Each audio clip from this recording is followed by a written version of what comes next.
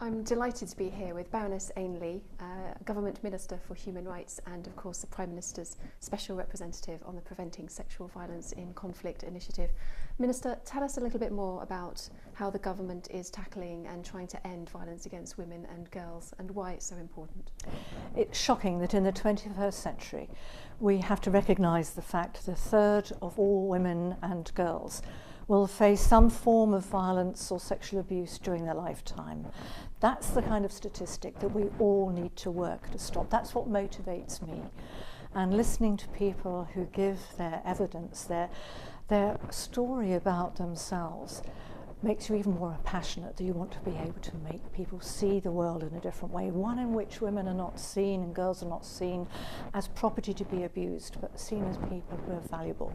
Because if we don't see the value in the individual, then we're all affected, because what happens is that if girls are prevented from attending school or women are prevented from working, then the economy of the country suffers.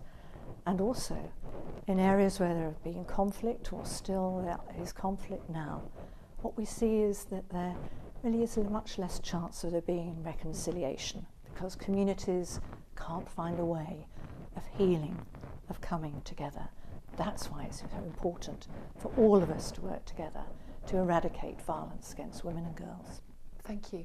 Can you tell us a little bit more specifically in more detail about what the British government is doing?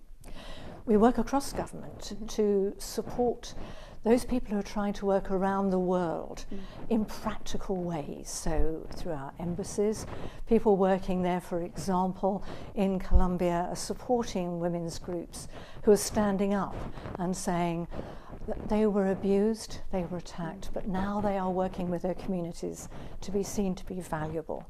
For example, in Honduras, we're supporting projects which are encouraging the media to report in different ways the violence against women, to show why it's something that communities would feel is shocking and needs to change. And when I visit countries like the Democratic Republic of Congo, I see work being done there to give girls the opportunity to learn how they can have empowerment themselves, how they can get to school, how they can carry through their education, and how they can then set up some of their own micro businesses to be valuable themselves. This point of value is so important, but as you say, it's so vital that we work across different sectors and internationally as well. Minister, thank you very much indeed. Thank you, Joanna.